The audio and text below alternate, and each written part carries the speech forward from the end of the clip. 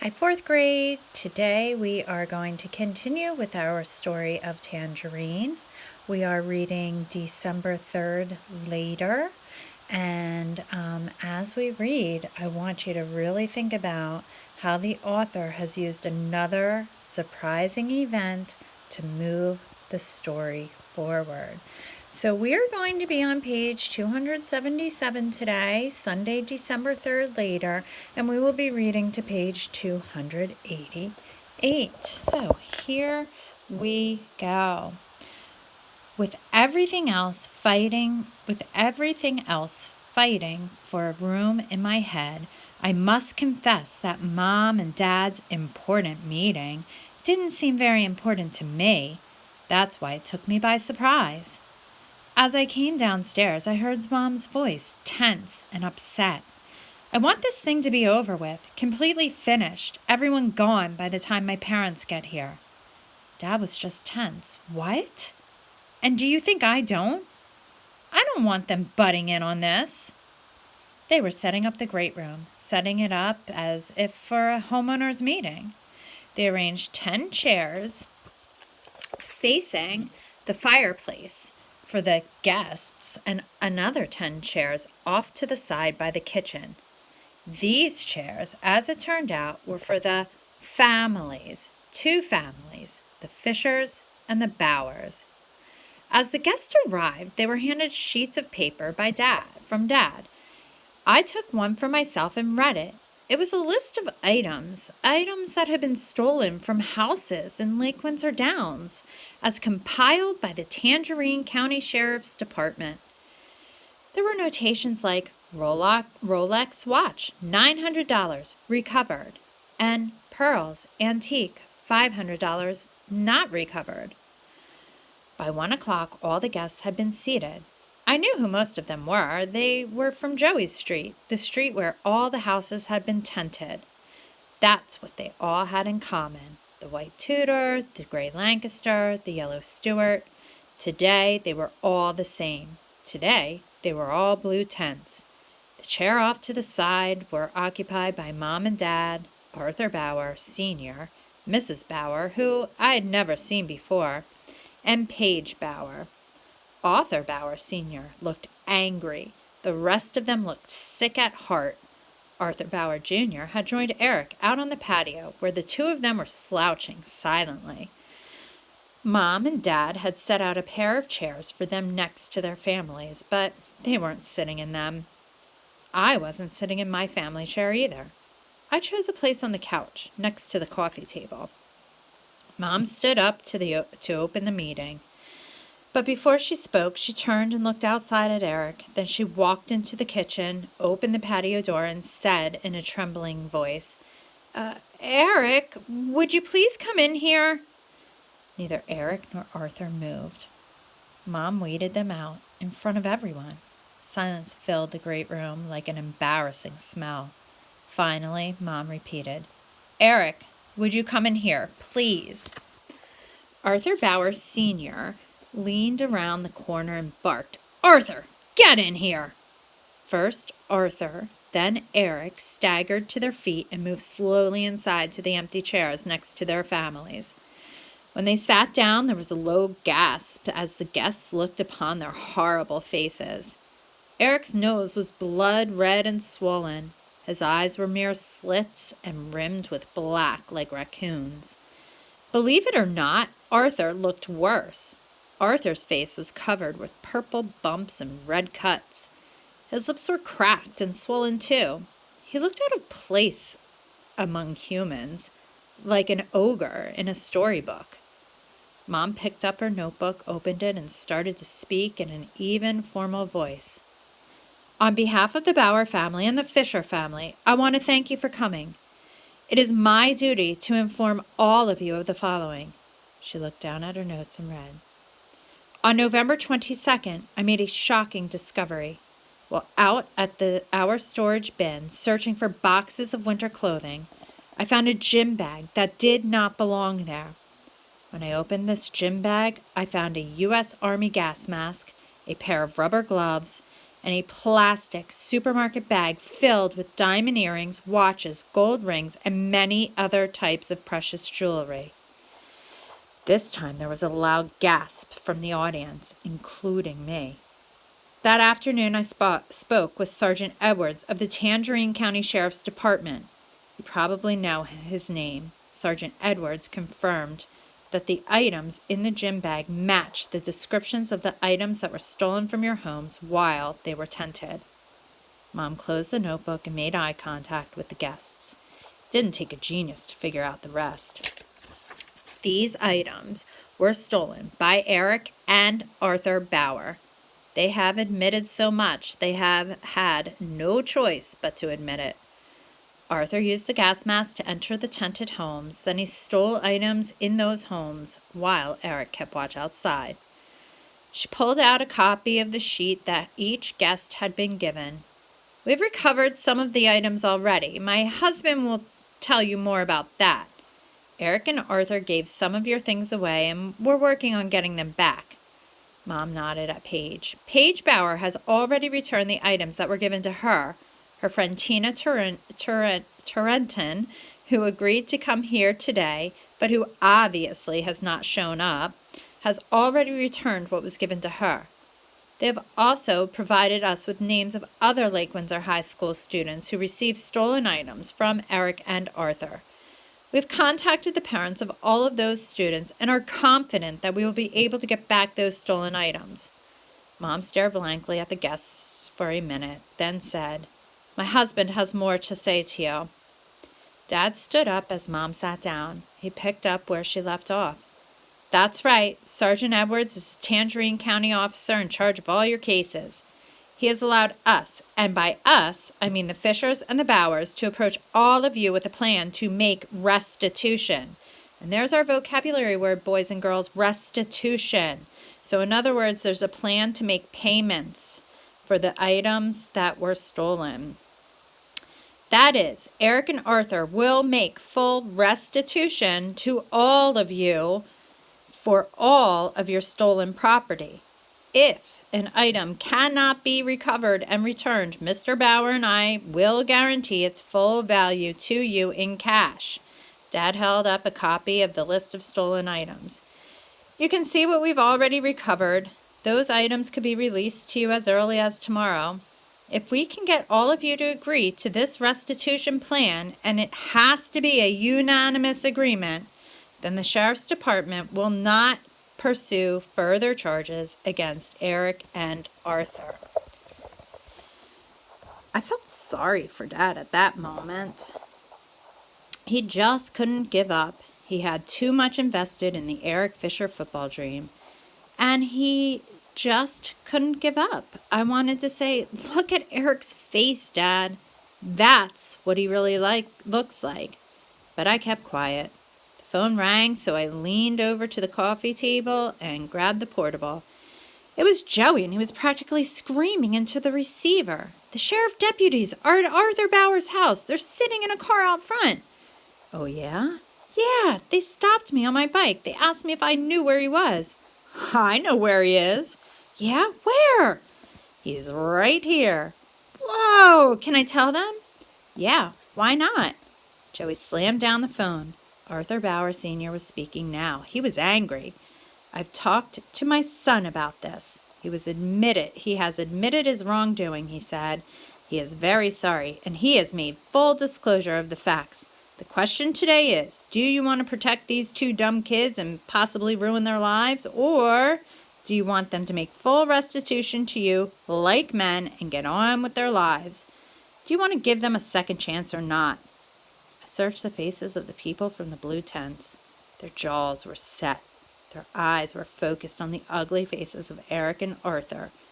The blue tents clearly felt no pity for those two thieves sitting in their chair, staring at the floor, voiceless, useless, lifeless, like a pair of mannequins in a dumpster. One man spoke up against Mr. Bauer. He said, "Don't go blaming me for ruining your kid's life. I didn't ask your kid to break into my house." Mr. Bauer answered coldly, "No, of course you didn't. The man turned to the others and continued, "Why should they escape all punishments for their crimes? That's not justice." There's our other vocabulary word, boys and girls, justice. In other words, that is not a fairness being upheld by the law, is what he's saying. That's not justice. What if the cops had nabbed 2 kids from Tangerine from robbing our houses? They'd be in jail now. Mr. Bauer waved the list at him. Yeah, and you would never see your property again. If this gets out into the court system, you might never get your things back. The man shouted, "What is this, blackmail? If I don't agree, I don't get my stuff back?" He looked at the others. "We're all getting robbed all over again." Mr. Bauer was furious but controlled. "Yeah? Well, maybe you're the one person in the world who never did anything wrong in his life. Maybe you were born perfect. Maybe you were never a dumb kid once." The man didn't come back down. "I'll tell you what I never did. I never broke into an old lady's bedroom and ransacked through her underwear drawer and stole her pearl necklaces that was handed down to her by her own grandmother, and then gave it to my girlfriend like I was a big man or something. I never did that. And I don't know anybody else who did either. Your kid and that other kid are in a class all by themselves." Mr. Bauer didn't reply. He was so angry that he walked back to his seat and sat down, leaving no speaker at all in front of the meeting. Dad got up again, looked at them all, and asked simply, "Do you accept our plan for making restitution or not?" What choice did they have in the end? In the end, the Blue Tent people accepted the plan, reluctantly. They agreed, reluctantly, to give Eric and Arthur a second chance. The second chance you get when your parents can guarantee full restitution. The second chance you get when you can kick a 50-yard field goal. The meeting broke up quickly. Mr. Bauer led his family directly to the door. The other guests started to file out solemnly, silently. But they stopped in their tracks. Something was blocking their passage. I hurried over to the side window and looked out. The first thing I saw was Joey. He was straddling his bike out on the sidewalk. He was squinting at the sun. I looked to his left, and there they were. 2 sheriff deputies, one thin with blonde hair and the other big and muscular with a black mustache. Joey pointed out Arthur Bauer, and the 2 deputies started toward him. Arthur and his father stopped still, right in front of my window, where the rest of the guests and the family squeezed into the driveway. The big deputy asked, "Are you Arthur Bauer?" Arthur nodded meekly. The deputy said, "Extend both hands, please, Mr. Bauer." Arthur did, and the deputy calmly clicked a pair of handcuffs onto his wrists. His partner circled Arthur and started to pat him down, looking for a weapon. I hurried to the door and pushed my way through. The big deputy was reading Arthur's rights. "Arthur Bauer, you are under arrest in connection with the murder of Luis Cruz. You have the right to remain silent." Arthur's father was paralyzed, in a state of shock. But when he heard the charge, he yelled out, "Wait a minute! Arthur, is that the guy you told me about? The guy at football practice?" Arthur, terrified, nodded his head rapidly. His father continued, "Listen, officer, this is not right. This is a mistake. Arthur told me about this guy back when this first happened." The deputy, whose name tag said Sergeant Rojas, started walking with his prisoner, not listening. "Arthur told me about a guy who showed up at football practice looking for a fight. He didn't belong up there. He was just looking for trouble. Am I right, Arthur?" Arthur continued to nod. "He came up to Arthur and took a swing at him, so Arthur hit him back one time. Am I right?" Arthur nodded. "And that was the end of it. The guy came up there looking for a fight, and he found one. The guy didn't even belong there." I couldn't listen to this anymore. I shouted, "He belonged up there." Arthur's father turned to see who had said this. I went on, "He belonged up there as much as you and your stupid kid do." I looked at the blonde deputy. "The weapon he used to kill Luis Cruz was a blackjack." This made Sergeant Rojas stop in front of the open door of the police cruiser. turned and stared at me. So I added, "It's probably still in his Land Cruiser, back at his house. It was there on Friday night anyway." Sergeant Rojas called over. "How do you know he used a blackjack?" "I saw him do it. I saw Arthur Bowers sneak up on Luis Cruz like a coward and hit him on the side of his head. Luis never even saw it coming." Sergeant Rojas told the blond guy, "Get on over there and guard that vehicle until I get back." The blond deputy took off running. Sergeant Rojas turned back to me. "What else did you see?" I stood up straight and faced them all like I had seen Luis do. I heard Eric Fisher tell him to do it." The heads in the crowd all turned together toward Eric. Sergeant Rojas pointed one finger at him and ordered, "You, get over here." Eric shuffled forward like he was already wearing leg irons. The sergeant demanded, "Is that true?" Eric looked at Dad. Dad repeated the words, "Is that true?" Eric hesitated for just a moment, then started to nod. At Dad, at the sergeant, at everyone in the crowd. Steadily, up and down, he nodded to all of us. Sergeant Rojas instructed Dad, "You keep this young man in the house. Not in the neighborhood, not in the yard, in the house. I may call or come back at any time, and I expect him to be here." Dad whispered that he understood. The sergeant turned his attention back to me. "Do we have your statement, son?" "No, sir." Then I felt compelled to add, "I wasn't brave enough to give my statement." He eyeballed me. "Are you willing to give your statement now, if called upon?" "Yes, sir." He put one hand on Arthur's head and pushed him down into the seat in the back of the cruiser. The rest of the Bowers hurried into their car to follow. I stood there with Joey and watched them pull away.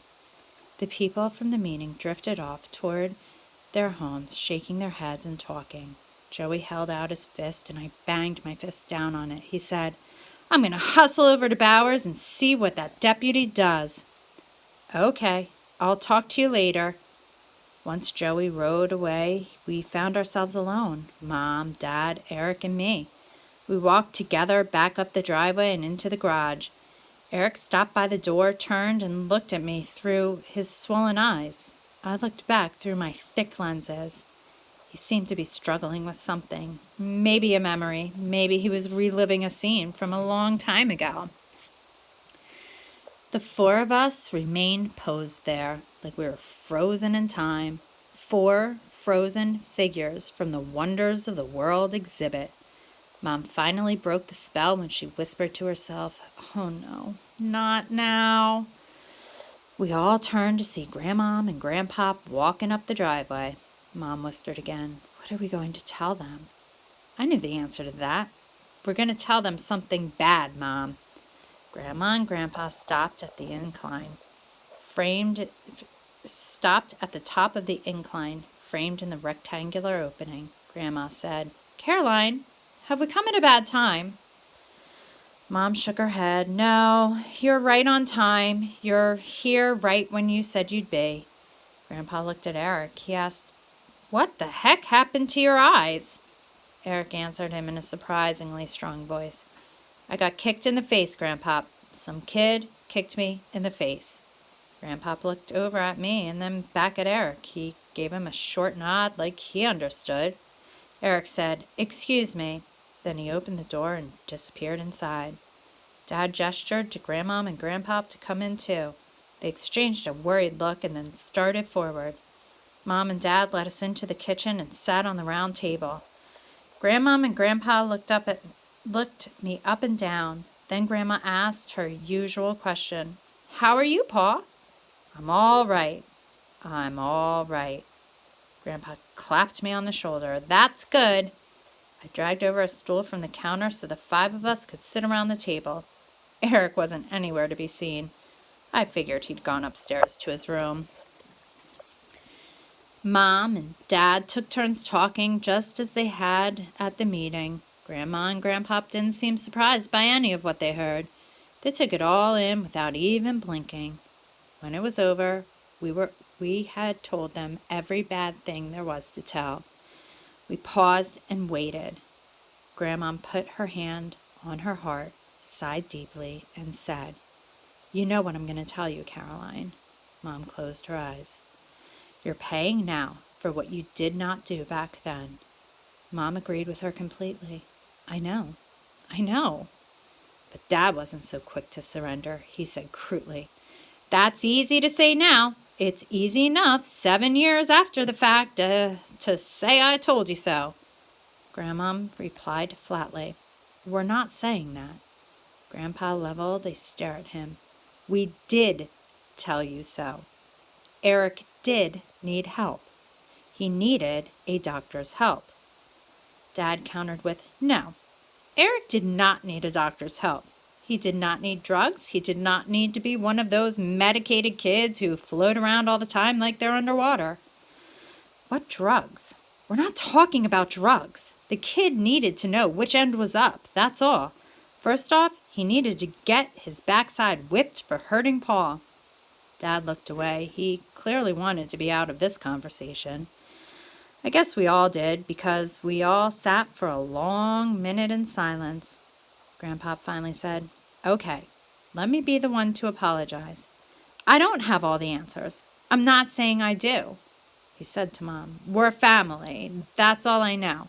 We'll help you in any way we can." He said to Grandmom, "I think the best thing we can do right now is to get down to Orlando and leave them alone." Mom tried half-heartedly to talk them out of it. Dad didn't say a word. He drifted off toward the great room. Mom said, "At least take a tour of the house. That's what you came here for." Grandma and Grandpop exchanged another look. Grandma said, "A quick tour." I tagged along behind them on a flat lap around the ground floor. We passed by Dad sitting in his alcove in front of the IBM. I watched him as Mom pointed out things in the great room.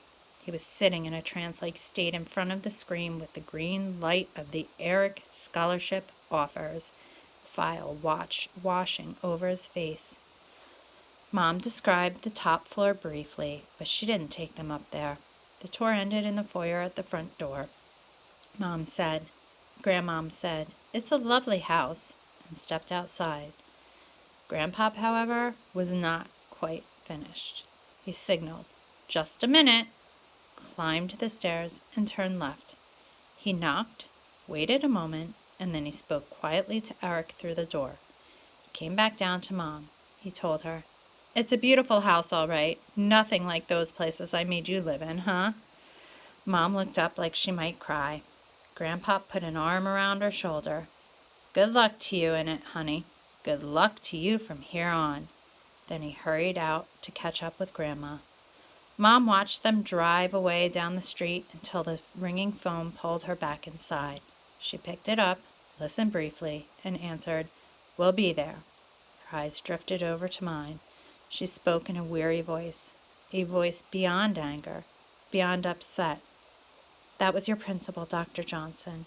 She wants to see both of us in her office tomorrow morning at 7:30 sharp."